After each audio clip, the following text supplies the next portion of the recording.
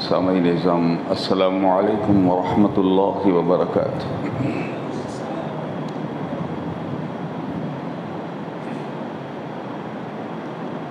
الحمد للہ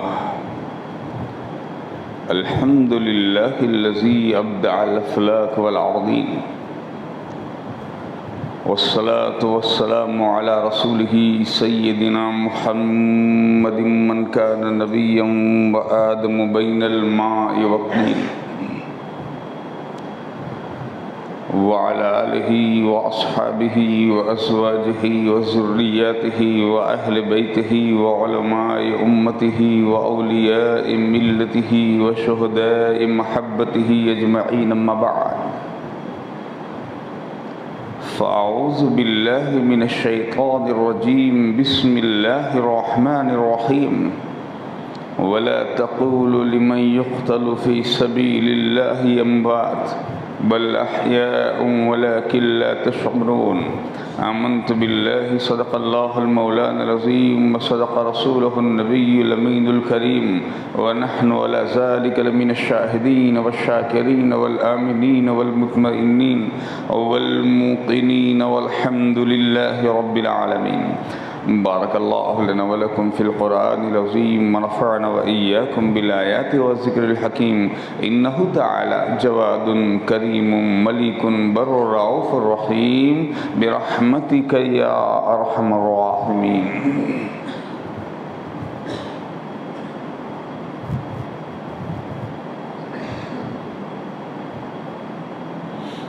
خطبہ مسنون کے بعد کلام مجید و فرقان حمید کی جسائے مبارکہ کی تلاوت کا شرف حاصل کیا۔ اس کے تحت بارگاہ اہل بیت اطہار میں اپنی عقیدت و محبت کا نذرانہ خلوص پیش کریں، اس سے پہلے آئیے ہم سب مل کر اپنے آقا و مولا، دونوں عالم کے داتا، شہنشاہ کون و مکان، دستگیر دونوں جہاں، چارہ ساز درد منداں، راحت جان عاشقاں، سرور سین عارفاں، احمد مختار نائب کردگار، شافع روز شمار، حبیب پروردگار، سید ابد قرار، گنبد خضرا کی بہار، حضور شفیع المذنبین، خاتم النبیین، راحت العاشقین، رحمت للعالمین، محب الفقراء، محب الغرباء، محب الیتامى، محب المساکین، جان کونین، دستگیر دارین، مغیث ملوین، ماوی عالمین، سیدنا محمد الرسول اللہ صلی اللہ علیہ وآلہ وسلم کی بارگاہ ناز میں درود پاک کا ہدیہ نیاز پیش کریں اور پڑھیں، اللہم صلی علی سیدنا و مولانا محمد وعلی آل سیدنا و مولانا محمد کما تحب و ترضى بأن تصلی علیہ صلاة و سلام علیک یا رسول اللہ صلی اللہ علیہ وسلم۔ ایک بار اور ہدیہ درود پاک پیش فرما دیجیے، اللہم صلی وسلم علی سیدنا و مولانا محمد وعلی آل سیدنا و مولانا محمد سید البشر، بشر لا کالبشر بل هو کالیاقوت فی الحجر، صلاۃ و سلام علیک یا رسول اللہ۔ ایک بار اور نذرانہ عقیدت و محبت پیش فرما دیجیے، اللہم صلی وسلم علی سیدنا و مولانا محمد وعلی آل سیدنا و مولانا محمد نور الانوار والسر الاسرار والسید الابرار والتریاق الاضیار ومفتاح باب الیسار وعلى آلہ الاطہار واصحابہ الاخیار وبارک وسلم، صلاۃ و سلام علیک یا رسول اللہ صلی اللہ تعالی علیہ وآلہ وسلم۔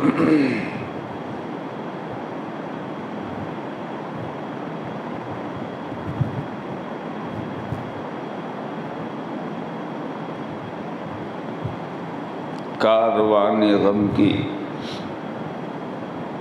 خونی داستانوں کی قسم،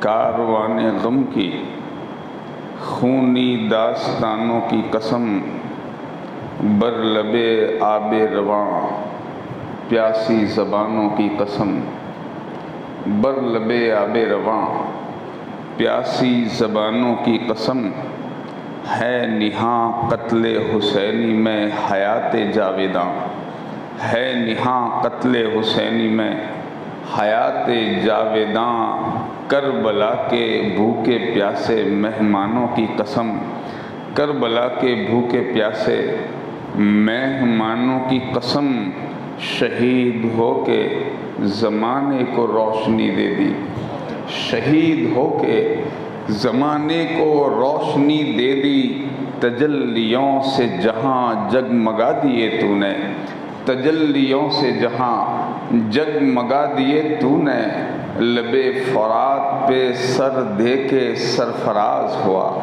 لب فرات پہ سر دے کے سرفراز ہوا، نئی حیات کے دریا بہا دیے تو نے، نئی حیات کے دریا بہا دیے تو نے، زندہ و جاوید سبت مصطفیٰ ہو کر رہا، زندہ و جاوید سبت مصطفیٰ ہو کر رہا، فاطمہ کا لال بے شک حق نما ہو کر رہا، فاطمہ کا لال بے شک حق نما ہو کر رہا، عزم باطل اٹھ کے ٹکرایا صداقت سے مگر، عزم باطل اٹھ کے ٹکرایا صداقت سے مگر، سرزمین کربلا پر فیصلہ ہو کر رہا، سرزمین کربلا پر فیصلہ ہو کر رہا، تھے سکون و صبر کے انداز کچھ ایسے عجیب، تھے سکون و صبر کے انداز کچھ ایسے عجیب، سرنگوں پھر پرچم جور و جفا ہو کر رہا، سرنگوں پھر پرچم زور و جفا ہو کر رہا، اور اے مورخ تو بتا ملتی ہے کیا ایسی مثال، اے مورخ تو بتا ملتی ہے کیا ایسی مثال، جس کے گھر کا بچہ بچہ صبر آزما ہو کر رہا، جس کے گھر کا بچہ بچہ صبر آزما ہو کر رہا، اور کیا کسی میں دم تھا جو لڑتا علی کے شعر سے، کیا کسی میں دم تھا جو لڑتا علی کے شعر سے، حق کو جو منظور تھا وہ فیصلہ ہو کر رہا، حق کو جو منظور تھا وہ فیصلہ ہو کر رہا، اور کیا ہوا گر تھے 72 جانثاران حسین، کیا ہوا، کیا ہوا گر تھے 72 جانثاران حسین، ان 72 کا ہر ایک ان پر فدا ہو کر رہا، ان 72 کا ہر ایک ان پر فدا ہو کر رہا، اے رفیق اب زندگی اس ڈھنگ سے گزرے میری، اے رفیق اب زندگی اس ڈھنگ سے گزرے میری، حشر میں مجھ سے کہیں وہ تو میرا ہو کر رہا، حشر میں مجھ سے کہیں وہ تو میرا ہو کر رہا، کہ محمد سے وفا تو نے تو ہم تیرے ہیں، یہ جہاں چیز ہے کیا لوح و قلم تیرے ہیں، محمد کی غلامی ہے سند آزاد ہونے کی، خدا کے دامن توحید میں آباد ہونے کی، ایک بار اور نبی علیہ نبی کی بارگاہ ناز میں درود پاک کا ہدیہ عقیدت پیش فرما دیں، اللہم صلی وسلم علی سیدنا و مولانا محمد وعلی آل سیدنا و مولانا محمد عدد ما فی علم اللہ صلاة دائمة بدوام ملک اللہ وکما تحب و ترضى بأن تصلی علیہ صلاة و سلام علیک یا رسول اللہ صلی اللہ علیہ وآلہ وسلم۔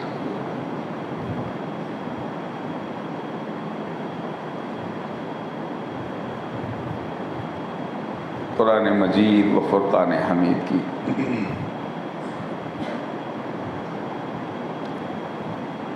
جس حقانی اور نورانی مبارک آئے کریمہ کی تلاوت کا شرف حاصل کیا،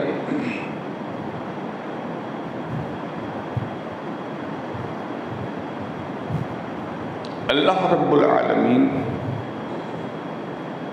جل مجدہ الکریم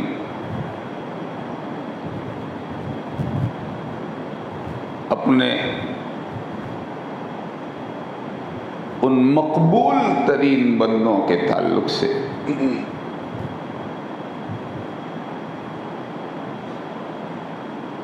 جن کو اس نے اپنے دین کی حفاظت کے لیے، اپنے دین کی سلامتی کے لیے، اپنے دین کی بقا کے لیے، اپنے دین کی حیات اور اپنے دین کی سلامتی کے لیے جن کو اس نے چن لیا، وہ مقبولین بارگاہ رب العالمین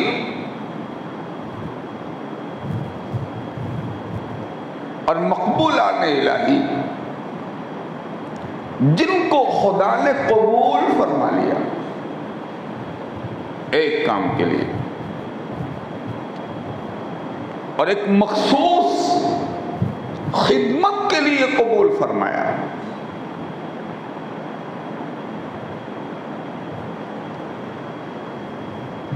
ان کے تعلق سے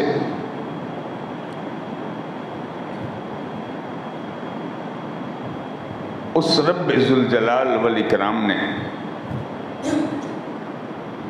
ایک اعلان عام فرمایا جو ان بندوں کے لیے دنیا میں بھی خدا کے غفران و رضوان، اللہ کی بخشش اور اللہ کی رضا کا اعلان کرتی ہے، اور یہ آیت کریمہ آخرت میں بھی اللہ کی رضا، خدا کی خوشنودی اور ان بندوں کی حیات طیبہ کا اعلان کرتی۔ ارشاد فرمایا وَلَا تَقُولُوا لِمَنْ يُقْتَلُ فِي سَبِيلِ اللَّهِ أَمْوَاتٌ بل احیاء ولکن لا تشعرون۔ کتنے بہترین الفاظ میں اور کتنے انوکھے انداز میں ارشاد فرمایا گیا ہے، اور پہلے وضاحت فرمائی گئی، خلاصہ کیا گیا وہ لوگ جو مارے جائیں۔ کون لوگ؟ جو قتل ہو چکے، کون لوگ؟ جن کا سر ان کے تن سے الگ ہے۔ وہ کون لوگ ہیں؟ جن کی نبض رکی ہوئی ہے، جن کی سانسیں بند ہو چکی ہے، جو نہ چلتے ہیں نہ پھرتے ہیں نہ بولتے ہیں، جن کے مبارک وجود اور جن کے مقدس جسم، جن کے لاشیں زمین پر خاک و خون میں لپٹے ہوئے پڑے،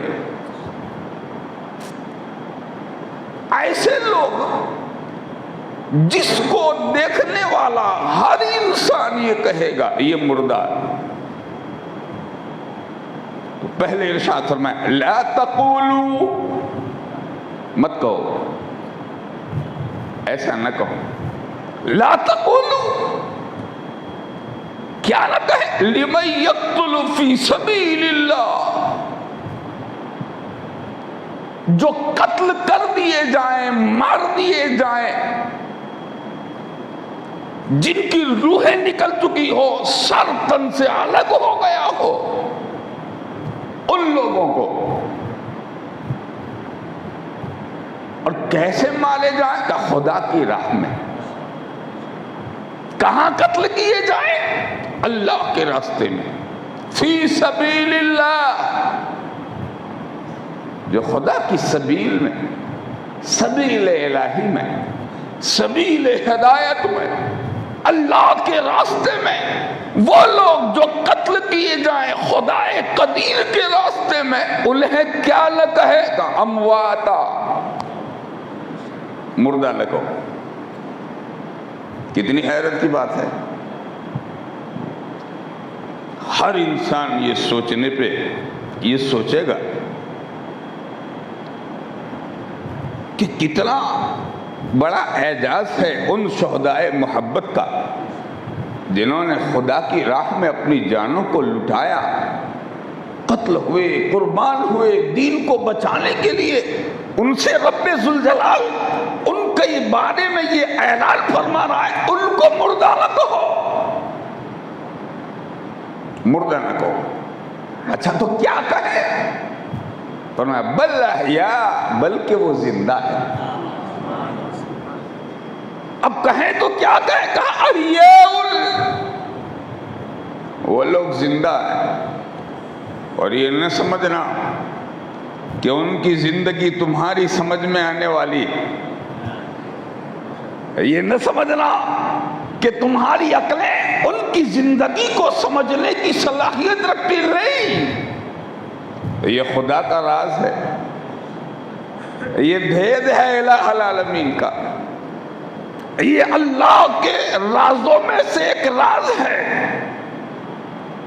کیا تم یہ سمجھتے ہو کہ یہ مر گئے ہیں جو مارے گئے خدا کی راہ میں؟ نہیں، بل احیاء ولکن لا تشعرون، وہ زندہ ہے لیکن تم ان کی زندگی کو سمجھنے کی صلاحیت نہیں رکھتے، شعور نہیں۔ لا تشعرون، یہ لا تشعرون کا مطلب ہی یہ ہوتا ہے تمہیں شعور نہیں۔ ایک چھوٹا سا بچہ بالکل کم عمر کا، اگر اس کے سامنے بچھو رکھ دو تو وہ پکڑ لے گا، آگ رکھ دو تو وہ پکڑ لے گا۔ وجہ کیا ہے؟ اگر زہر کا پیالہ ہو تو وہ پی جائے گا۔ کیا وجہ ہے؟ کہ یہ شعور نہیں رکھتا، یہ لاشعور ہے، یہ بے شعور ہے۔ جس طرح اس بچے کی حقیقت ہے ان معاملات نقصان میں، اسی طرح ہم عقل والے، فہم والے، ادراک والے، سوجھ بوجھ والے، سمجھ والوں کی یہ عقل ہے ان شہیدوں کی زندگی کو سمجھنے میں، کہ جس طرح ایک بچہ نفع و نقصان کو نہیں سمجھتا ہے، اسی طرح کوئی کتنا بھی عقل والا ہو شہید کی زندگی کو نہیں سمجھ سکتا۔ یہ خدائے قدیر کا ارشاد ہے، لیکن لا تشعرون، لیکن تم نہیں سمجھ سکتے۔ ارے ہم کیا سمجھیں گے اس کے بید کو، اس کے راز کو؟ ہم جسے مردہ سمجھتے ہیں حقیقت میں کئی ایسی چیزیں ہیں جس کو اس نے زندگی عطا فرمائی۔ ایک مثال میں آپ کو بتاؤں، یہ عصائے مبارک جس کو آپ دیکھتے ہیں مسجد میں، ایک لکڑی ہے نا، ایک لکڑی، یہ جو ستون آپ دیکھ رہے ہیں میرے پیچھے محراب مسجد میں، یہ ستون بے جان ہے کہ نہیں؟ بے جان ہے، واقعی بے جان ہے، اس میں نہ روح ہے نہ اس میں جان ہے، مگر آپ جانتے ہیں اس کی مشیت، اس کا راز اور اس کی قدرت کے کارخانے کی وہ انمول چیزیں جس کو بندے نہیں سمجھ پاتے۔ میرے رسول ہم سب کے آقا مسجد نبوی شریف میں خطبہ ارشاد فرماتے ہیں، جب منبر نہیں بنا تھا، واقعہ آپ نے سنا ہوگا، جب منبر شریف بنا نہیں تھا، حضور ایک لکڑی کے ساتھ ٹیک لگا کر کے خطبہ پڑھتے تھے۔ بعد غلاموں نے عرض کی، حضور ہم آپ کے لیے منبر بنا رہے ہیں۔ انہوں نے منبر بنایا، پیش کیا، سرکار جمعہ میں منبر پر خطبہ ارشاد فرمانے لگے، اور وہ جو لکڑی تھی اس کو ایک طرف رکھ دیا گیا دوران خطبہ۔ ایسے معلوم ہوا جیسے مسجد میں کوئی بچہ رو رہا ہے، جیسے کوئی احادیث کی کتابیں پڑھو اور اٹھا کے دیکھو، اہل علم سے پوچھو، وہ ستون حنانہ جس کا ذکر ملتا ہے، جیسے کوئی بچہ رو رہا ہے۔ صحابہ ادھر ادھر دیکھ رہے ہیں کہ معلوم نہیں یہ کون رو رہا ہے اور یہ آواز کہاں سے آ رہی ہے. اتنے میں سب خاموشی سے اس کی طرف متوجہ ہوئے. دیکھا کہ وہ لکڑی جس کے ساتھ ہمارے رسول پہلے ٹیک لگا کر کے خطبہ ارشاد فرماتے تھے، اسی سے رونے کی آواز آ رہی ہے. اسی سے رونے کی آواز آ رہی ہے. حضور جب اس کے قریب گئے تو جانے کے بعد جانتے ہو یہ احمد مختار ہے، یہ رسول بے مثال ہے. قریب گئے اور جانے کے بعد میرے نبی نے اس کو ایسے یوں اپنی آگوش میں لے لیا جیسے کوئی ماں اپنے بیٹے کو اپنے سینے سے لگا لیتی ہے. حضور نے جب آگوش میں لیا اور جب آگوش میں لیا تو اس کے رونے کی آواز کم ہو گئی اور ایسے ہو گیا جیسے کوئی بچہ رو کر کے ہچکیاں لیتا. میرے حضور نے ارشاد فرمایا یہ ستون حنانہ میری جدائی میں رو رہا ہے، میری جدائی میں رو رہا ہے. کیا سمجھے آپ؟ واقعہ بہت ہے. حضور نے ارشاد فرمایا اے ستون تو کیا چاہتا ہے؟ اگر تو کہے تو میں تجھے جنت کا درخت بنا دوں، جنت کا درخت بنا دوں تاکہ جنتی لوگ تیرے پھل کھاتے رہیں. اور پھر اس نے جب رضامندی کا اظہار کیا تو حضور نے وہی اس کو زمین کھود کر کے اس ستون کو دفن کیا. فرمایا اس کو میں نے جنت میں لگایا ہے. لکڑی کبھی جاندار ہوتی ہے؟ کیا لکڑی بول سکتی ہے؟ ہم جس کو مردہ گمان کرتے ہیں خدا کی قدرت اسے زندگی دے دیتی. جس میں روح کی صلاحیت نہیں تھی وہ لکڑی جب زندہ ہو سکتی ہے تو انسان میں تو روح کی صلاحیت ہے. یہ پھر نکل گئی. اب خدا جب چاہے لوٹا دے. تو ایک جماعت ایسی ہے جس جماعت کے بارے میں رب نے ارشاد فرمایا انہیں مردہ نہ کہو، وہ زندہ. اس جماعت کا نام ہے شہداء کی جماعت. اچھا، شہیدوں میں بھی بہت سارے درجات ہوتے ہیں. مجھے واقعات کربلا کے تعلق سے بھی کچھ باتیں عرض کرنی ہیں، مگر ایک مخصوص جب بات نکلی تو میں عرض کر دوں کہ شہداء میں بھی بہت سارے درجات ہیں. جو سفر میں مر جائے، جو پیٹ کی بیماری میں مر جائے، جو دیوار کے نیچے دب کے مر جائے، جو کسی حادثے کا شکار ہو جائے، سب شہید ہیں. ان کو مرتبہ شہادت ملتا. مگر ایک شہید وہ ہے جس کا یہاں ذکر فرمایا گیا. یہ کون لوگ ہیں؟ کہ وہ لوگ لمن یقتل فی سبیل اللہ، جو خدا کے راستے میں شہید ہو اس کا درجہ سارے شہیدوں سے افضل بنایا گیا ہے، سب سے افضل. اسی لیے دوستو جب ان شہداء کرام کے سامنے شہادت کی یہ نعمت پیش کی گئی تو کسی نے بھی گردن نہیں چرائی، کسی نے گردن نہیں چرائی، بلکہ ہر کوئی اپنے جان کو امام عرش مقام کے سامنے پیش کر رہا. اے امام، ہم مر جائیں گے مگر اللہ کے دین پر آنچ نہیں آنے دیں گے. آپ ذرا خیال کریں، انہوں نے رضا و رغبت کے ساتھ قبول کیا. انہی میں کے وہ مقدس لوگ جن میں کا ایک وہ پہلا شہید جو ابن رسول ہیں، فرزند مولا کائنات حضرت سیدنا مسلم بن عقیل رضی اللہ تعالی عنہ. خانوادہ رسول کا ایک فرزند جن کی شہادت کا کل ذکر ہوا.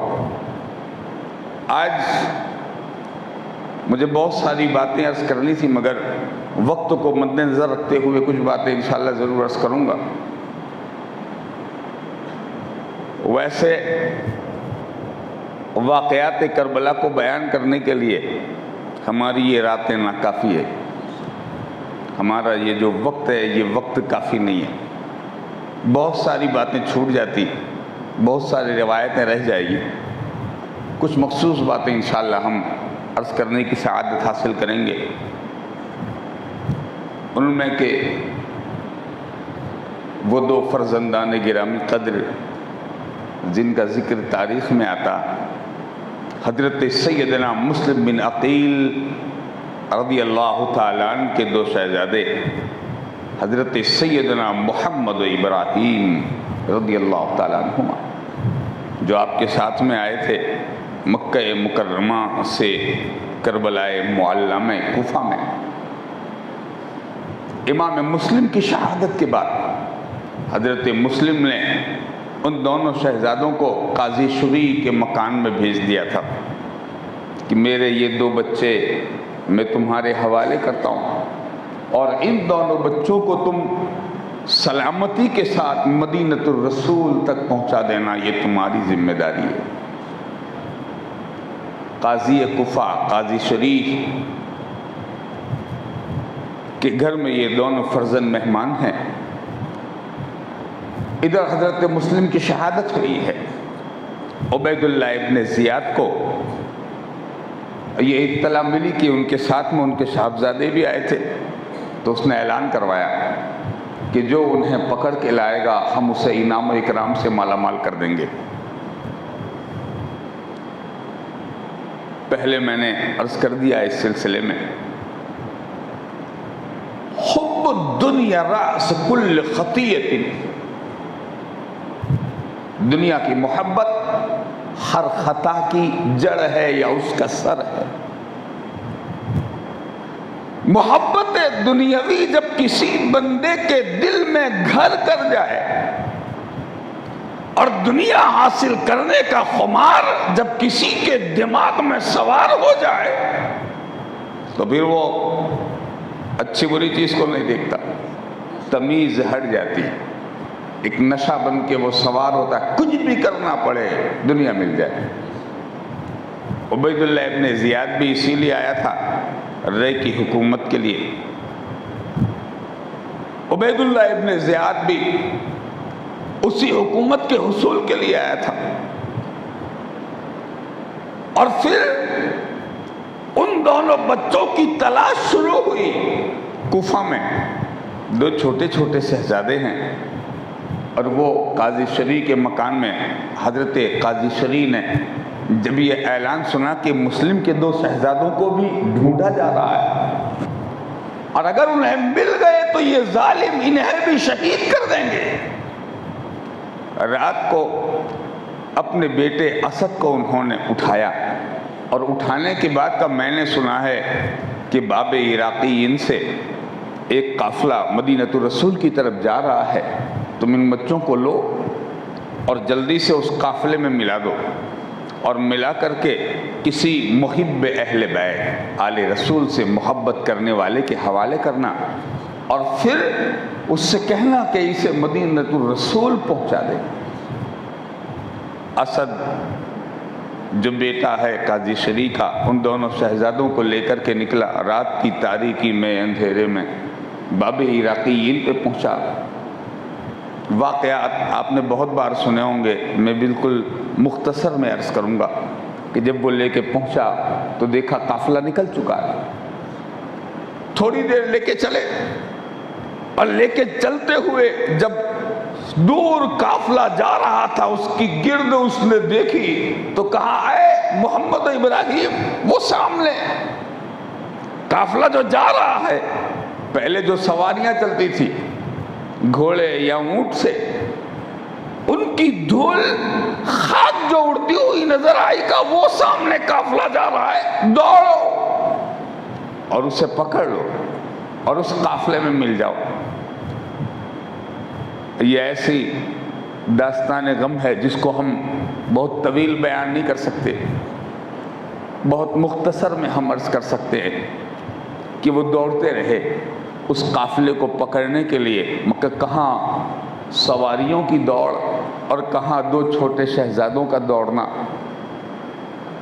گرد قافلہ نگاہوں سے اوزل ہو گئی، اور یہ اسی قافلے کو پکڑنے کی دھن میں دوڑتے رہے دوڑتے رہے دوڑتے رہے۔ راوی کہتے ہیں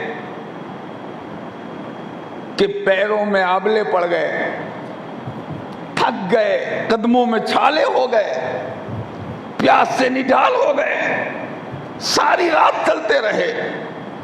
اگر نہ دوڑیں گے تو قافلہ چھوٹ جائے گا، اگر یہاں رہیں گے تو ظالم و دشمنوں کا خوف، جان کا خطرہ۔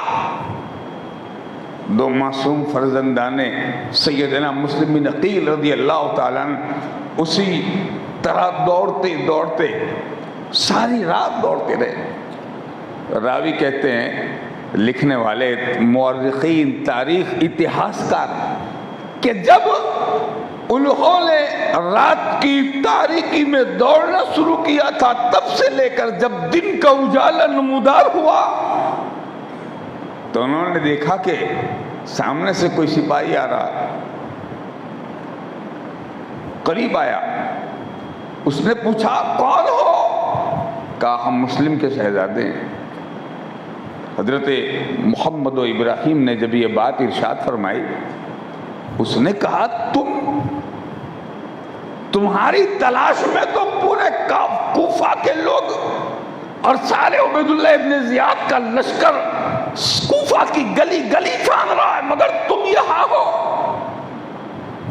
اس ظالم نے ان دونوں کو لیا اور لے کر کے عبید اللہ ابن زیاد کے پاس جا کر کے اس کے حوالے کر دیا۔ اس بدنصیب اور خبیث ازلی نے ان دونوں شہزادوں کو جیل میں بھجوایا کہ ان کو قید کر دو۔ ان کا نہ کوئی قصور ہے، نہ انہوں نے کوئی جرم کیا ہے، نہ کسی گناہ میں ملوث ہے، مگر دوستو جن کے رتبے ہیں سوا، ان کو سوا مشکل ہے۔ جن کے مقام بڑے ہوتے ہیں ان کا امتحان بھی بڑا ہوتا، جن کے درجات بڑے ہیں ان کی آزمائش بھی بڑی ہے۔ بغیر گناہ کے ستایا جانا یہ آل محمد صلی اللہ علیہ وسلم کے لیے کوئی نئی بات نہیں ہے۔ جس کا بابا ستایا گیا ہو، جس کے نانا ستائے گئے ہوں، جس کے چچا ستائے گئے ہوں، جس کا خاندان ستایا گیا ہو، ستانا، صبر، آزمائش، امتحان، بلا، مصیبت، مشکل، پریشانی، یہ تو انہی کے نصیب میں ہے۔ اس لیے کہ ان کے درجے بڑے ہیں، ان کے مقام بڑے ہیں۔ قید میں ڈال دیا گیا۔ ادھر یزید کو خط لکھا کہ مسلم شہید ہو چکے، ان کے 2 فرزند ہماری قید میں ہے، کہو تو ان کو چھوڑ دیں، کہو تو مدینہ بھیج دیں، یا تو پھر تمہارے پاس زندہ پہنچا دیے جائیں۔ ادھر قاصد گیا، ادھر شہزادے جیل میں گئے، اور جب وہاں وہ پہنچے تو دیکھیے خدا نے جس کے نصیب میں، جس کی قسمت میں جنت کی نعمتیں، اللہ اور اس کے رسول کی دی ہوئی بشارتیں لکھی تھی، وہ آل رسول سے ملے، آل رسول ان سے ملے۔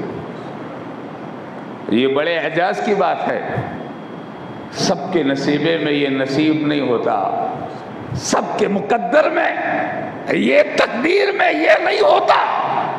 جب وہ وہاں پہنچے تو کیا ہوا؟ اللہ نے ایک محبت کرنے والے کو پہلے ہی سے وہاں بٹھا رکھا ہے۔ ایک بندہ ہے جو جیل کا داروغہ جیلر ہے، اس کا نام ہے حضرت مشکور رضی اللہ تعالیٰ۔ اس نے دیکھا کہ مسلم کے دونوں شہزادے ہیں، سیدنا امام مسلم کے، تو وہ اپنے ساتھ لے گیا، منہ ہاتھ دھلائے، چہرہ دھلایا، کھانا پیش کیا، اپنے ساتھ سلایا، رات کی تاریکی میں اٹھایا، اور اٹھانے کے بعد میں ان کو وہ لے گیا ایک راستے پر جو قادسیہ کی طرف جا رہا تھا۔ راوی لکھتے ہیں کہ جب وہ قادسیہ کے راستے پہ لے گیا اپنے ہاتھ سے انگوٹھی نکالی اور انگشتری نکالنے کے بعد اس نے دیا ان کو، اور دینے کے بعد کہتا ہے یہ راہ چھوڑنا مت، اسی راستے سے چلتے رہنا، انشاءاللہ آپ قادسیہ پہنچ جاؤ گے۔ اور جب وہاں پہنچو تو وہاں کا جو جیلر ہے وہ میرا بھائی ہے، اس سے کہنا کہ ہم کو مشکور نے کوفے سے بھیجا ہے اور یہ انگوٹھی دی ہے نشانی کے طور پر، بتانا اور کہنا ہم کو اللہ کے رسول کے دیار مدینہ میں پہنچا دے۔ یہ خدمت ان کے نصیب میں تھی، انہوں نے کر دیا، وہ بری الذمہ ہو گئے، ان کی ذمہ داری ختم ہوئی، انہوں نے اپنے حق کو نبھایا اور آل محمد کے حق کو پہچان لیا۔ اور اس کے بعد جب وہ دونوں کو رہا کیے وہ چلے گئے، رات تک چلتے رہے، سفر ان کا جاری ہے۔ ادھر صبح ہوئی، اور جب صبح ہوئی تو یہ خبر مشہور ہوئی کہ مشکور جو جیلر ہے اس نے مسلم کے شہزادوں کو جیل سے رہا کر دیا۔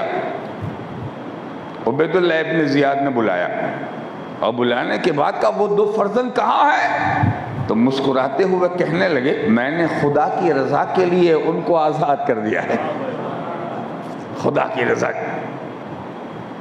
اور یہ بھی ایک جہاد ہے، یہ بھی ایک جہاد ہے۔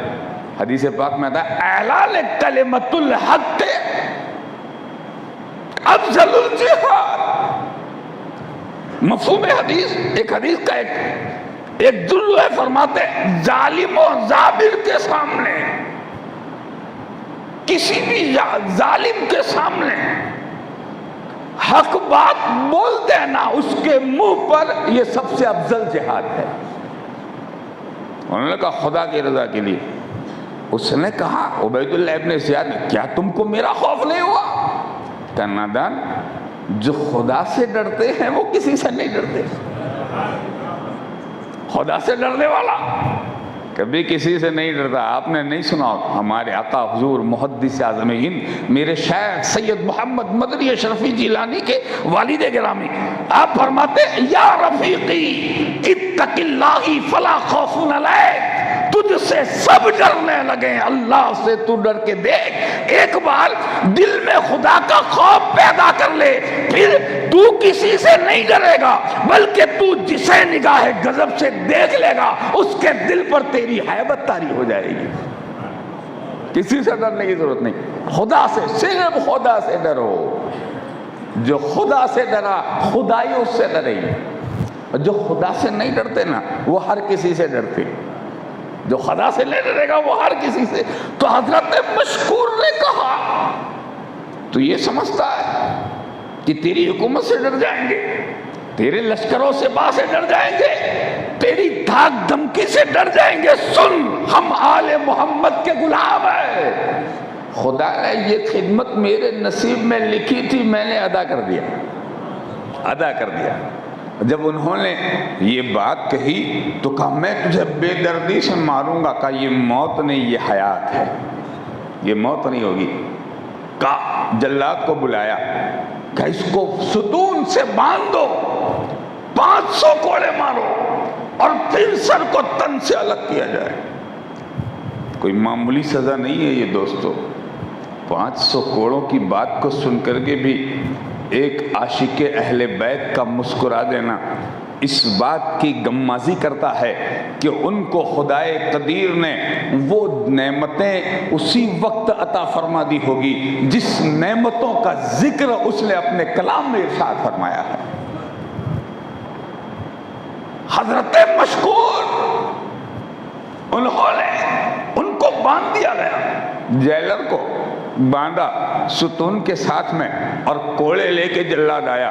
جب پہلا کوڑا مارا تو آپ فرماتے ہیں بسم اللہ الرحمن الرحیم، پہلے کوڑے پہ نہ آ ہے نہ واہ ہے، نہ کسی طرح کی فریاد ہے، نہ چیخ ہے نہ پکار ہے، کہتے ہیں بسم اللہ الرحمن الرحیم۔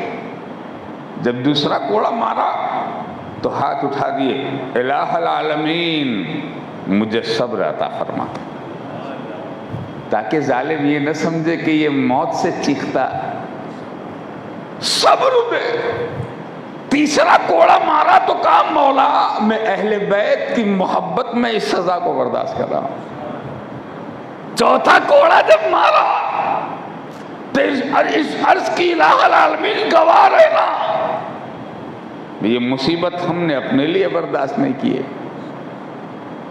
پانچواں کوڑا جب مارا تو خاموش ہو گئے. اب کوڑے مارتے جا رہے ہیں، کوئی فریاد نہیں، کوئی فغاں نہیں. راوی کہتے ہیں 500 کوڑے مکمل ہو گئے. کوئی بڑے سے بڑا ہمت والا بھی اتنی اذیت کو برداشت نہیں کر سکتا. مگر میرے رسول نے جو ارشاد فرمایا کہ شہید کو وقت شہادت کوئی تکلیف نہیں ہوتی. شہید کو وقت شہادت کوئی تکلیف نہیں ہوتی. تیر چل جائے، بھالا مارے، برچھی مارے، تلوار مارے، ٹکڑے ٹکڑے ہو جائے، لوگ دیکھتے ہیں کہ یہ ہاتھ کٹ کے گرا ہے، یہ پیر زخمی ہے، یہ چہرہ زخمی ہے، یہ سینے میں تیر پیوست ہو چکے ہیں. لوگ دیکھتے ہیں کہ اسے مسلسل درد ہوگا، مگر میرے رسول فرماتے اس کو کوئی تکلیف نہیں ہوتی ہے. پوچھا گیا کیوں؟ اللہ کے رسول ارشاد فرمایا ادھر اس پر دشمن وار کرتا ہے اور ادھر اللہ تعالیٰ اسے اپنے جمال کی تجلیوں کا دیدار کرا دیتا ہے. جو خدا کے جمال کو دیکھنے میں مشغول ہو جائے، جو خدا کی تجلیوں کو دیکھنے میں کھو جائے، پھر جسم رہ جائے کہ کٹ جائے، پھر اسے کوئی بھی اذیت دی جائے کوئی تکلیف نہیں. مورخ لکھتے ہیں 500 کوڑوں کے بعد سر کو تن سے الگ کیا گیا اور یہ محب اہل بیت آل محمد صلی اللہ علیہ وسلم کی محبت میں شہید ہو گئے. انا للہ و انا الیہ راجعون. ادھر یہ حال اور ادھر حضرت مسلم کے 2 شہزادے رات بھر چلتے رہے. صبح کو جب انہوں نے دیکھا تو جہاں سے سفر شروع ہے وہیں سے پھر واپس پلٹ کے وہی جگہ. بڑے نے چھوٹے سے کہا لگتا ہے ہم وہیں ہیں.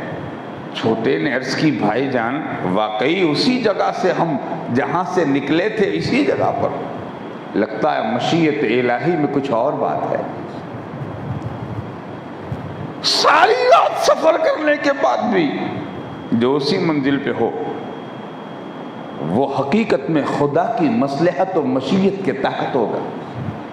اللہ کو بھی یہ منظور ہے کہ آل محمد کے اس کنبے اور اس گھرانے کا ایک ایک فرد اپنا خون دے اور میرے دین کو بچائے تاکہ میرے دین کی رگوں میں آل محمد کے خون سے وہ زندگی آئے کہ قیامت تک کوئی یزیدی میرے دین کو کسی بھی قانون کو مٹانے کی ہمت نہ کر سکے.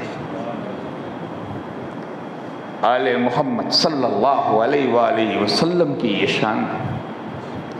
صبح ہوئی اسی مقام پر دیکھا چشمہ ہے پانی کا، اس کے قریب میں ایک درخت ہے. پھر خوف ہوا کوئی پکڑ لے گا، پھر جیل میں جانا پڑے گا. تو وہ چشمے کے قریب ایک درخت ہے جو اندر سے کھوکھلا ہے، اس میں خالی جگہ ہے. روایتیں آپ نے بہت بار سنی ہوگی. مختصر یہ اس میں چلے گئے، دیکھا ایک کنیز پانی بھرنے کے لیے آئی. اس کنیز نے پانی میں 2 نور کی تصویریں دیکھی، عکس دیکھے. وہ دوڑتی ہوئی ادھر آئی. اس نے دیکھا کہ 2 نورانی پیکر، نور کے مجسمے، جن کے چہروں سے نور کی شعاعیں پھوٹتی، جن کی پیشانیاں یہ بتاتی ہے کہ یہ خاندان عرش اعظم سے اس کائنات میں اتر آیا ہے. آل محمد صلی اللہ علیہ وآلہ وسلم کا یہ مقدس خاندان اور یہ مقدس 2 پھول جو حضرت امام مسلم کے ساتھ میں دین حق کے اعلائے کلمت الحق میں اپنی بھی قربانی پیش کرنے کے لیے ساتھ ضد کر کے چل پڑے تھے. ہمیں بھی لے جائیے، ہم نہیں رہیں گے، اس لیے کہ جب وہاں بڑے بڑے تمغے دیے جائیں گے میدان قیامت میں، اس وقت ہم محروم رہنا نہیں چاہتے، بابا جان ہمیں بھی لے جاؤ۔ وہ آئے تھے اسی امید میں، اور جب ان کو دیکھا اس کنیز نے تو کہا کون ہو؟ تو دونوں سہم گئے، ڈر گئے، خوف ہو گیا۔ آخر بچے ہیں نا، انسان کا یہ فطری تقاضا ہے کہ خوشی کی خبر سن کے چہرہ مسکراتا ہے، غم کی خبر سن کے چہرے پہ مردنی چھا جاتی ہے۔ کوئی ایسی خبر جب کوئی سنے گا جس میں فرحت ہو تو خوشی ہو جاتی ہے۔ اسی طرح جب اس عورت نے پوچھا کنیز نے تو کچھ نہیں بولے۔ وہ کل والی بات یاد آ گئی، آج پھر کہیں پکڑے لے جائیں، آج پھر کہیں ظالم ہمیں جیل میں نہ ڈال دے۔ اسی اسنا میں اس نے کہا لگتا ہے تم امام مسلم کے شہزادے ہو۔ جب اس نے یہ بات کہی تو انہوں نے کہا ہاں ہم مسلم کے شہزادے ہیں۔ اس نے کہا گھبراؤ مت، ڈرو مت، میری جو مالکہ ہے وہ آل محمد کی غلام ہے، آل رسول کی کنیز ہے، آل رسول کی نوکرانی ہے۔ میں تمہیں لے چلتی ہوں وہاں جہاں تمہاری تعظیم ہوگی، جہاں تمہاری خدمت ہوگی۔ وہ لے گئی، اور لے جانے کے بعد اس کنیز سے اس اپنی مالکہ سے کہا جانتی ہو آج میں تمہارے لیے کیا لائی ہوں، کیا تحفہ لائی ہے؟ اللہ اکبر۔ ادھر اس نے جب دیکھا کہ میرا گھر اور اس گھر میں نبی کے شہزادے، میری یہ قسمت، آج یہ گھر گھر نہیں ہے، یہ رشک جنت بنا ہوا ہے۔ اس گھر میں جنت بانٹنے والے آ گئے ہیں، آج یہ گھر رشک جنت ہے۔ اے میری کنیز، آج تک تو میری کنیز تھی، آج کے بعد سے میں تیری کنیز ہوں، میں نے تجھے خدا کی رضا کے لیے آزاد کر دیا۔ اس نے خدا کی رضا کے لیے جب اسے آزاد کیا ہوگا، میرا دل کہتا خدا نے اس کو جہنم اور ہر خوف سے آزادی عطا فرما دی ہوگی۔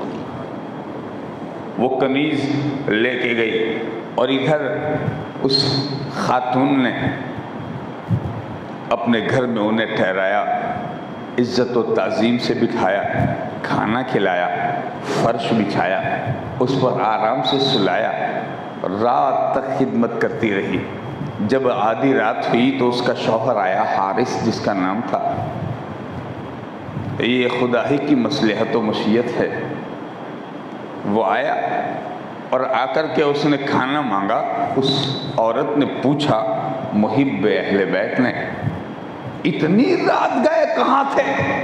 کہ تمہیں نہیں معلوم مسلم بن عقیل کے 2 فرزندوں کو مشکور نے جیل سے نکال کے آزاد کر دیا ہے۔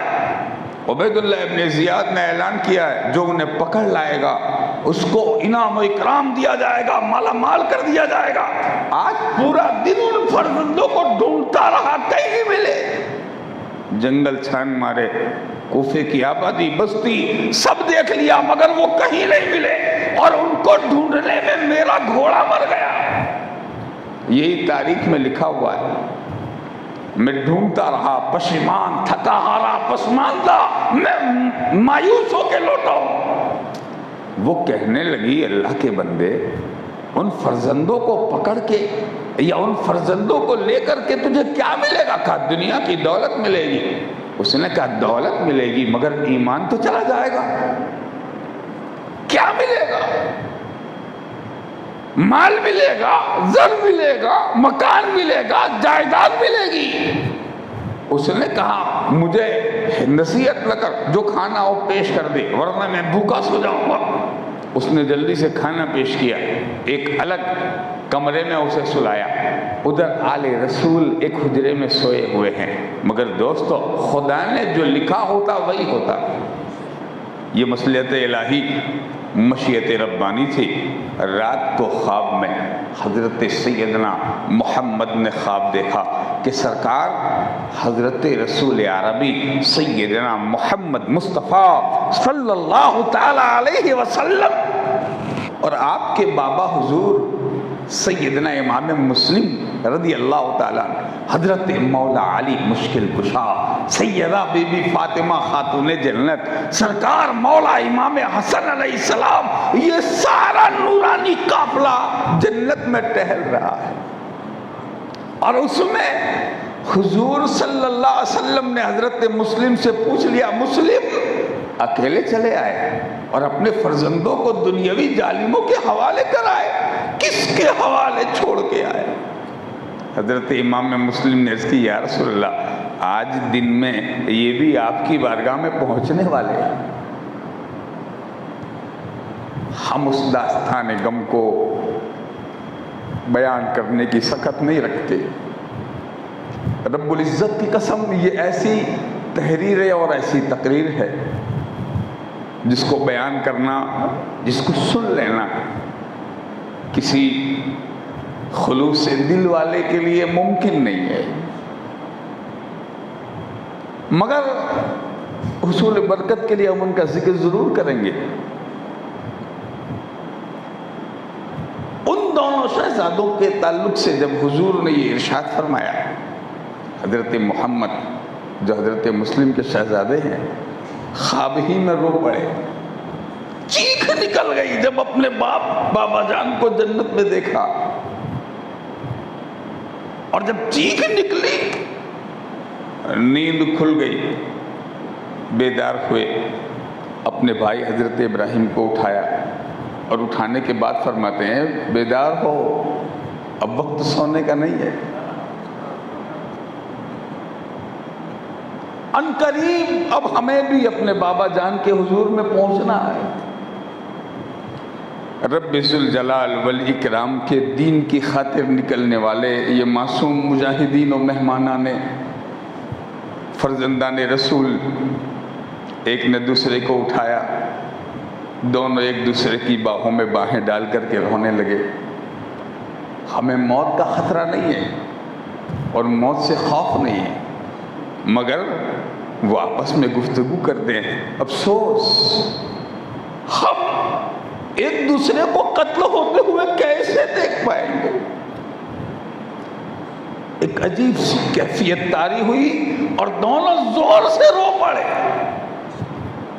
حارث نے اپنے حجرے میں جب یہ آواز سنی تو اس نے بیوی سے پوچھا، یہ کس کی آواز ہے؟ کہا یہ آواز شاید محلے میں سے، اطراف میں سے، پڑوس میں سے کسی کی ہوگی۔ کہا نہیں، یہ ہمارے ہی گھر کی آواز ہے۔ نکل پڑا دیوانہ وار، اور پھر اس حجرے کے قریب گیا، دیکھا دو فرزند رو رہے ہیں۔ دروازہ کھلا، ایک دوسرے کے ساتھ میں بغل گیر ہے اور رو رہے، بلک رہے ہیں۔ اسی اثنا میں اس ظالم نے ان کے بالوں کو کھینچا اور کھینچتے ہوئے باہر نکال لایا، اور نکالنے کے بعد وہ کہنے لگا، کون ہو؟ انہوں نے کہا، ہم مسلم کے فرزند ہیں۔ اللہ رب العزت کی قسم، وہ کبھی مسلمان نہیں ہو سکتا جو کلمہ تو پڑھے مگر آل محمد کی محبت جس کے دل میں نہ ہو۔ اتنے بڑے سنگ دل اور اتنے بڑے ظالم جن کو یہ معلوم ہے کہ یہ وہی گھرانہ ہے جس کے گھر والوں کو رب العالمین عرش سے سلام کہلواتا، سلام علیکم اہل البیت، اے میرے نبی کے گھر والوں تم پر میرا سلام، جن کی خدا ضمانت لے، انما یرید اللہ لیذہب عنکم الرجس اہل البیت، اے میرے نبی کے گھر والوں تم سے ہر گندگی اور ناپاکی کو تمہارا پروردگار دور کر دینے کا ارادہ فرما چکا ہے۔ تم میں کوئی برائی نہیں ہو سکتی، تم میں کوئی ناپاکی نہیں ہو سکتی، تم میں کوئی رجس نہیں ہو سکتا، تم میں کوئی ایسا عیب نہیں ہو سکتا۔ یہ آل محمد کی شان ہے، حضرت محمد ابراہیم کو وہ کھینچ کے لایا، دروازے سے باہر نکالا۔ حارث کی بیوی دوڑتی ہوئی کہ ظالم، دنیا کے عوض آخرت کا سودا نہ کر۔ یہ وہ نازوں کے پلے ہیں جن کی لوریاں فرشتے دیتے، جن کے جھولے فرشتے جھلاتے۔ یہ فاطمہ خاتون قیامت و خاتون جنت سلام اللہ علیہا کے نور دیدہ ہے۔ یہ مولائے کائنات علی مرتضی مشکل کشا کے نور نظر ہے۔ اس نے بڑی منت و سماجت کی، مگر دوستو وہ جو قرآن مجید میں ختم اللہ علی قلوبہم وعلی سمعہم وعلی ابصارہم غشاوہ ولہم عذاب عظیم، جن کی دلوں پر مہر، جن کی آنکھوں پہ مہر، جن کے کانوں پہ مہر۔ کان ہے حق سنتے نہیں، آنکھ ہے حق دیکھتے نہیں، دل ہے حق کا جذبہ نہیں، دماغ ہے حق سمجھنے کی صلاحیت نہیں ہے۔ یہ وہ لوگ ہیں جس کے بارے میں رب نے ارشاد فرمایا لہم عذاب عظیم، یہی لوگ ہیں جن کے لیے میں نے جہنم کے عذاب کو تیار کر رکھا ہے۔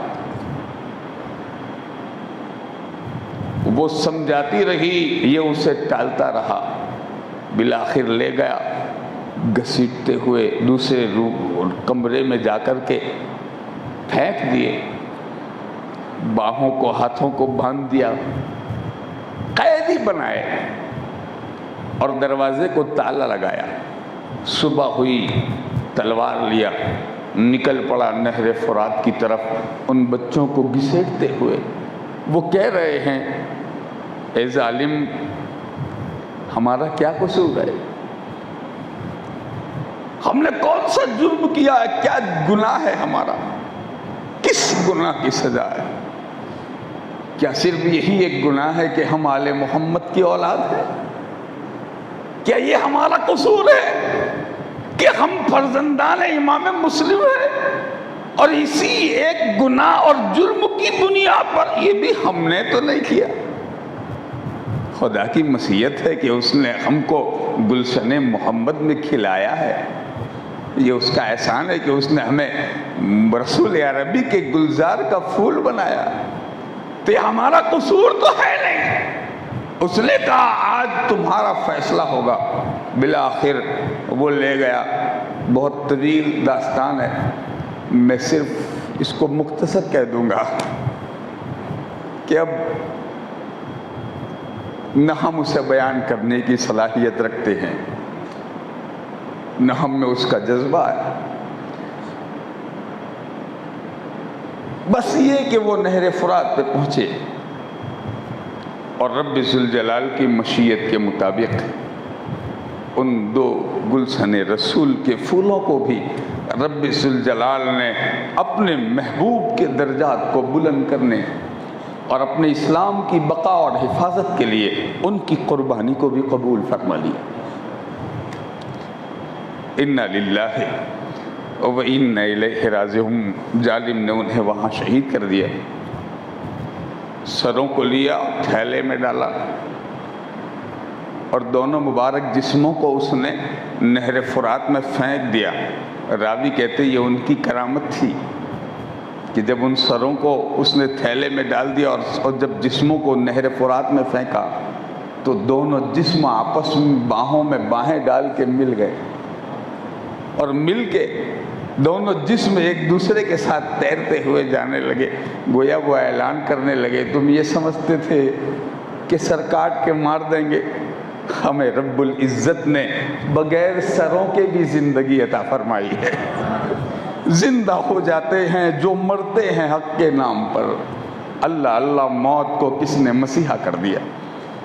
یہ وہ داستان ہے جس کو جتنا زیادہ آپ سنیں گے آپ کو معلوم ہوگا کہ کیا ان کے مقام ہے، کیا ان کے درجے ہیں۔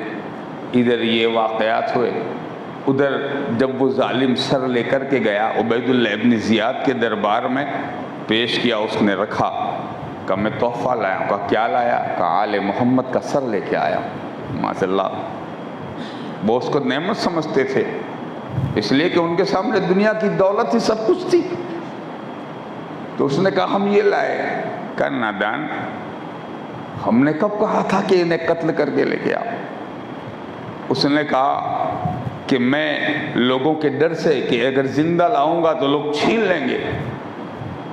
اس نے دربار میں دیکھا کوئی ایسا بندہ جو اٹھ کے کھڑا ہو اور اس ظالم کو اسی جگہ لے جا کے قتل کرے جس جگہ اس نے ان فرزندوں کو قتل کیا ہے۔ انتقام الہی، دنیا ہی میں اسے بدلہ ملا۔ ایک مقاتل نام کے ایک بزرگ اٹھے اور کہا میں ہوں، اس ظالم کو میں اسی جگہ لے جا کے قتل کروں گا۔ لے گئے اور وہاں لے جا کر کے اسے قتل کیا، فی نار جہنم ہوا۔ روایت میں آتا ہے اس کو جب دریا میں ڈالا، دریائے فرات میں، تو پانی نے اسے قبول نہیں کیا، موج آئی باہر پھینک دیا، پھر ڈالا پھر پھینک دیا، 3 بار ڈالا 3 بار پھینکا، پھر اس کی قبر بنائی گئی اور فرات کے کنارے اسے دفن کیا تو زمین نے اسے باہر پھینک دیا۔ خدا رسول کا دشمن اور اس کو پانی قبول کرے، زمین قبول کرے، پھینک دیا باہر۔ کہتے پھر اس کی لاش کو لکڑیاں جمع کر کے جلایا گیا۔ ایک ہوائی جس نے اس کی خاک کو بھی اڑا کے باہر پھینک دیا۔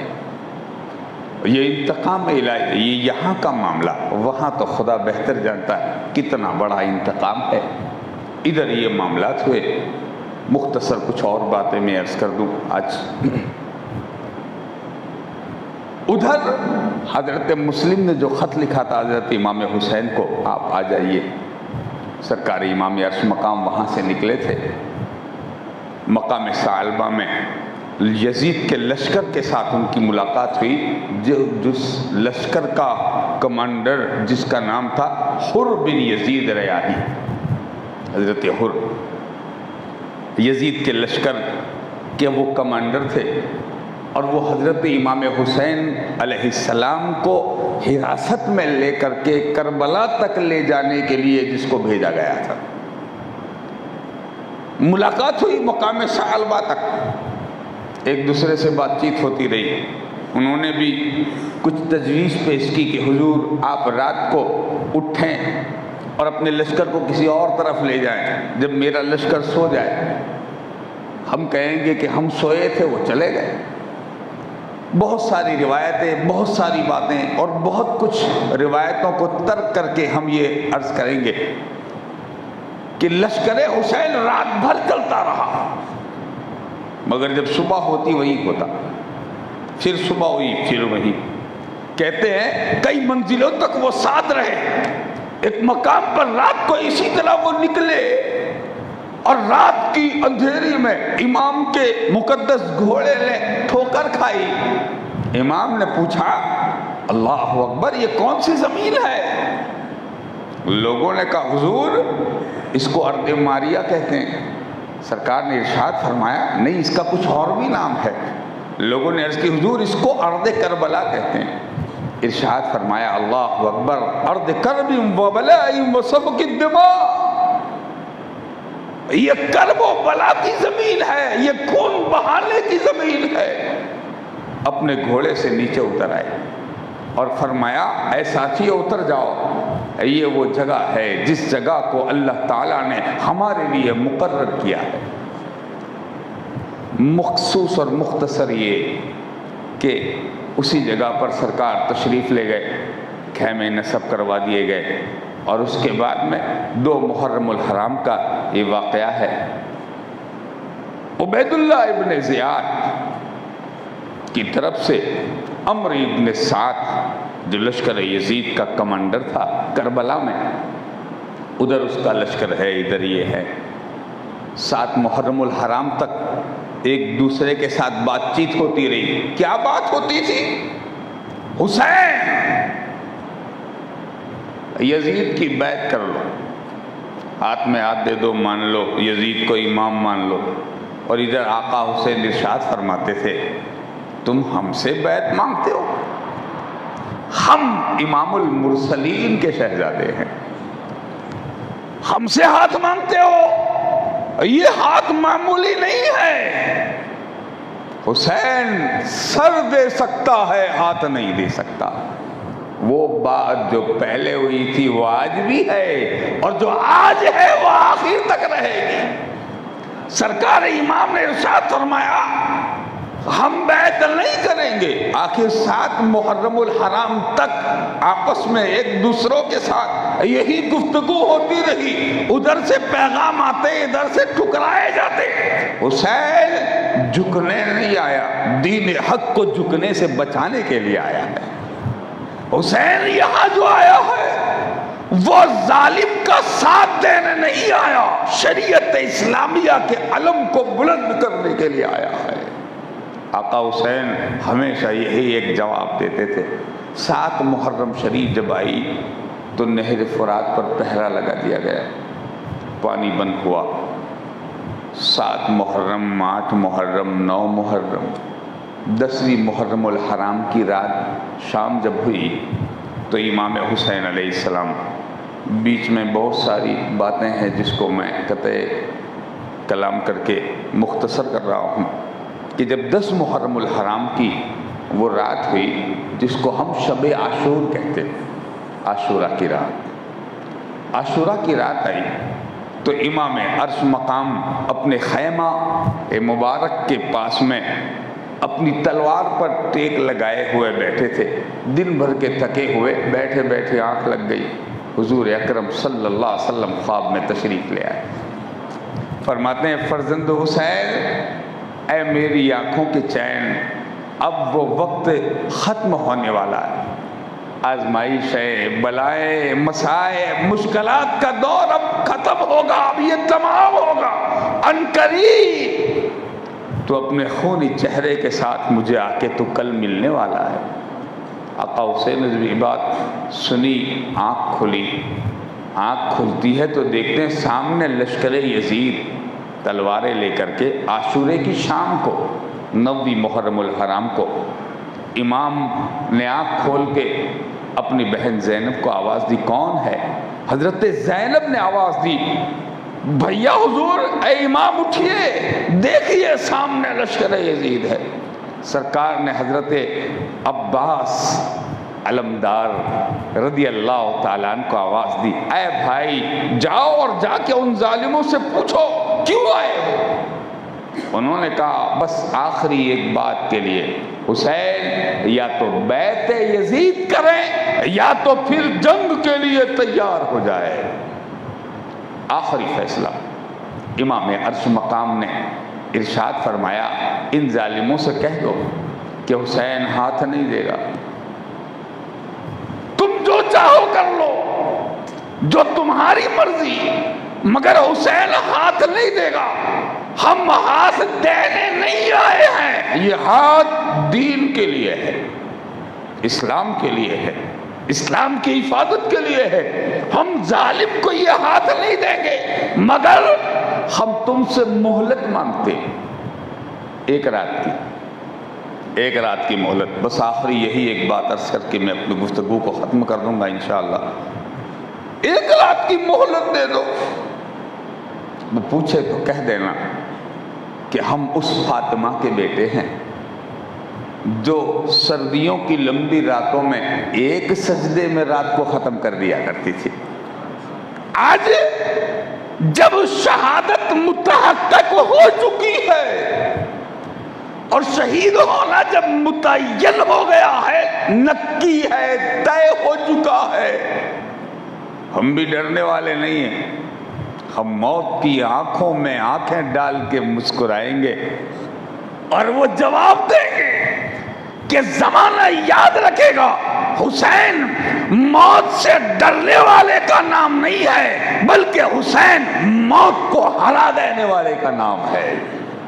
میرے آقا حسین نے ارشاد فرمایا 1 رات کی مہلت دے دو تاکہ ہم اپنی زندگی کی آخری رات اپنے رب کے حضور میں دل کھول کر کے سجدہ کر لیں۔ دوستو، یہاں رک کر کے میں یہ بات ضرور عرض کروں گا، ہم سب حسینی ہیں الحمدللہ، ہمارا خاندان حسینی ہے، ہمارا گھرانہ حسینی ہے۔ میرے آقا حسین کی کیسی محبت تھی، سامنے موت ہے مگر مہلت مانگتے عبادت کے لیے، خدا کی عبادت کے لیے۔ ایک رات دے دو، ہم دل کھول کے عبادت کریں گے۔ ہم یہ نہیں چاہتے کہ آج کی رات کی زندگی لمبی ہو جائے، عبادت کریں گے تاکہ جب قیامت کے دن اٹھے تو آخری رات عبادت والی اور آخری دن شہادت والا۔ امام عرش مقام علیہ السلام ورضی اللہ تعالیٰ عنہ کا پیغام جب یزیدیوں کے پاس پہنچا تو انہوں نے کہا ٹھیک ہے، ہم نے تمہیں اجازت دے دیا۔ لشکر پلٹ گیا۔ ادھر رات ہوئی، آقا حسین نے اپنے خیمے کو سجایا، سارے اہل بیت کو بلایا، اور بلانے کے بعد میں آقا حسین علیہ السلام نے ارشاد فرمایا، میرے ساتھیو، یہ جو بات میں آپ کے سامنے کہہ رہا ہوں یہ سونے کے پانی سے لکھنے کے لائق ہے۔ تاریخ لکھنے والوں نے اس کو لکھا ہے، اللہ کی قسم وہ ورق بھی اپنے اوپر ناز کرتے ہوں گے جب یہ بات لکھی جاتی ہوگی۔ امام نے سب کو بلایا اور بلانے کے بعد ایک بڑا خیمہ ہے آقا حسین علیہ السلام کا، اس میں وہ 72 جانثار ہیں، آپ کے ساتھی ہیں، آپ کے رفقا ہیں، آپ کے جانثار ہیں۔ حسین بیچ میں ایک مشال جل رہی ہے، شمع، ایک مشال جل رہی ہے، اس لیے اس وقت تو وہی چیزیں تھی۔ ایک مشال بیچ میں ہے جس نے پورے خیمے کو روشنی دی ہوئی ہے۔ درمیان میں مولا حسین کھڑے ہوئے اور کھڑے ہونے کے بعد اللہ کی حمد و ثنا کی، خطبہ پڑھا، اور اس کے بعد کیا کہتے ہیں؟ ارشاد فرماتے، میرے ساتھیو، میں خدا کا شکر ادا کرتا ہوں کہ اللہ نے مجھے تم جیسے ساتھی عطا فرمائے، تم جیسے۔ میرا ایمان یہ کہتا ہے، اللہ کی عزت کی قسم، اس وقت مولا حسین کے جو ساتھی تھے ایسے روئے زمین پر کوئی ایمان والے نہیں تھے جو مولا حسین کے جو ساتھی تھے۔ فرمایا میں اللہ کا شکر ادا کرتا ہوں کہ اللہ نے مجھے تم جیسے ساتھی عطا فرمائے ہے۔ ان سے ذرا پوچھئے کہ ان کے دل کیسے پھٹے جاتے ہوں گے کہ میرا مولا حسین مجھ سے یہ کہے کہ خدا کا شکر ہے۔ اگر کوئی ہم میں کا کوئی بندہ اس کو اس کے پیر اگر یہ کہے کہ مجھے خدا کا شکر ہے کہ اللہ نے مجھے تیرے جیسا مرید عطا فرمایا، اس کی قسمت کیا ہوگی؟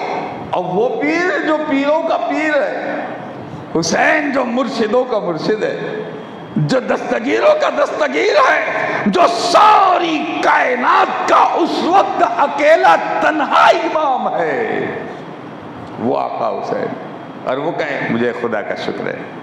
پھر آپ نے ارشاد فرمایا، سنو اے میرے ساتھیو، اس وقت یہ جو لشکر سامنے ہے نا، وہ تمہارا دشمن نہیں ہے، میرا دشمن ہے۔ اس کو خطرہ مجھ سے ہے، اگر اس کو یہ گمان ہے کہ کچھ بگڑ سکتا ہے تو مجھ سے بگڑ سکتا ہے، تم سے کچھ نہیں۔ لہذا میں تمہیں اجازت دیتا ہوں، تم میں سے جو یہاں سے جانا چاہے چلا جائے۔ تو یہ کوئی معمولی بات نہیں تھی۔ امام نے جب یہ بات ارشاد فرمائی، یہ اتنا بڑا امتحان تھا ان ساتھیوں کا بھی، اور میں تو یہ کہتا ہوں، جب یہ بات میں نے پڑھی تو میرے دل میں یہ بات آئی کہ اتنے بڑے امتحان کربلا میں یہ امتحان لینا بھی ضروری تھا، یہ امتحان لینا بھی ضروری تھا، تاکہ کوئی یہ نہ کہے کہ حسین کے ساتھی حسین کے ساتھ معذاللہ یوں ہی مارے گئے، بلکہ یہ بات جو میرے مولا حسین نے ان سے پوچھی ہے، جو جانا چاہے چلا جائے، جہاں جانا چاہے چلا جائے، حسین اجازت دیتے ہیں۔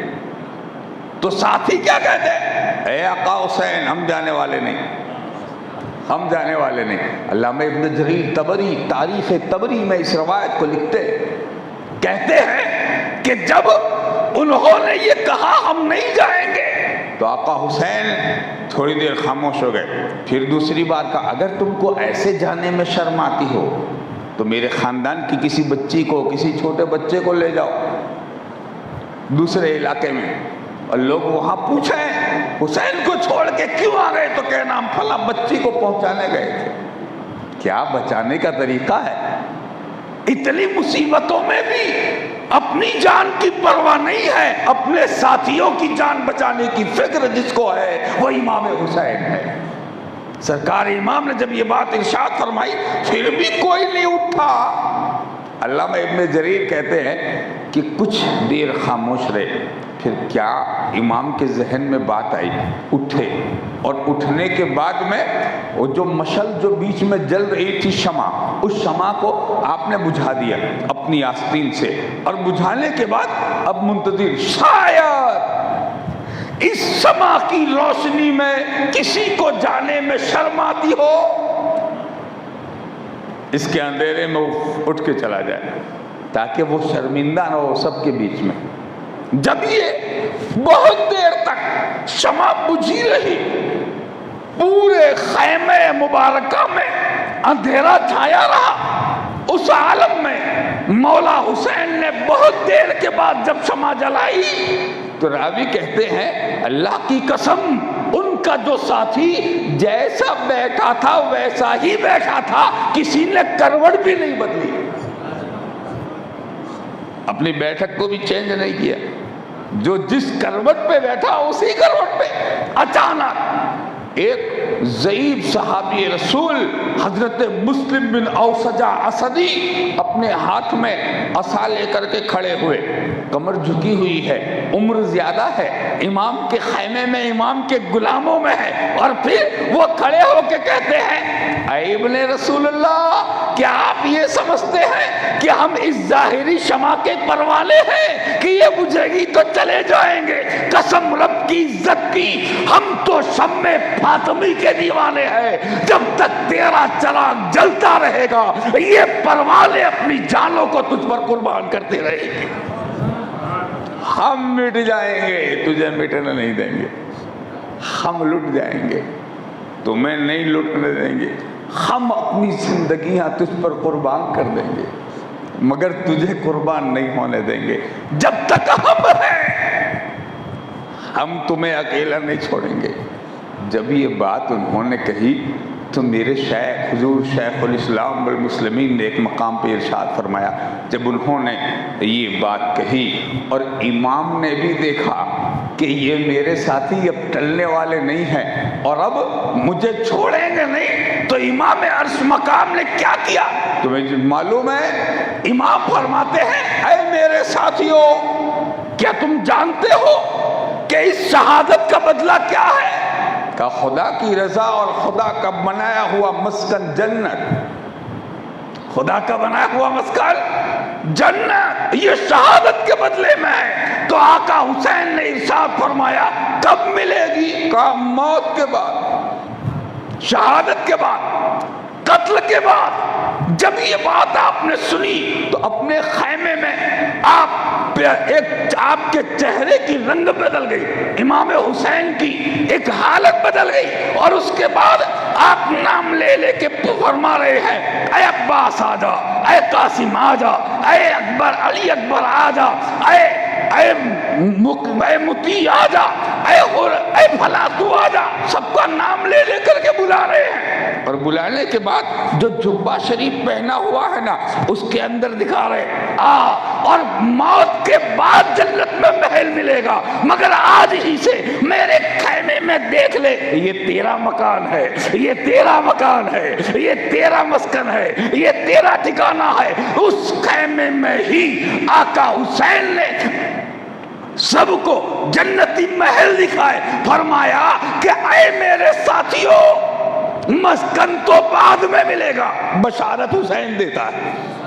بشارت حسین دیتا ہے، وہ حسین جو نوجوانان جنت کا سالار ہے، وہ حسین جو اہل عشق کے قافلے کا سادات ہے، جس کو رب العالمین نے صرف اپنے دین کی زندگی کے لیے پیدا کیا ہے۔ آقا حسین نے اپنے ساتھیوں کو بتایا جنت تو کل ملے گی، آج محل دیکھ لو۔ ہر راوی کہتے ہیں جو دیکھتا تھا وہ بے خود ہو جاتا، جو دیکھ کے نکلا وہ بے خود ہو گیا۔ اسی لیے تو دوستو جب وہ میدان کربلا میں گئے تو وہ شہادت کے لیے ایسے تڑپتے تھے جیسے کوئی نعمت لینے جاتے ہو۔ انشاءاللہ وہ واقعات آپ کل سنیں گے۔ اللہ تعالی ہمیں ان کی سچی محبت عطا فرمائے، ان کے فوز و برکات سے ہم سب کو مالا مال فرمائے، اور ان کے صدقے میں ہمارے ماں باپ کی اور کل امت رسول کی مغفرت فرمائے۔ آمین وآخر دعوانا ان الحمدللہ رب العالمین۔ کھڑے ہو جائیں بارگاہ رسالت و اہل رسالت میں صلاۃ و سلام کے لیے۔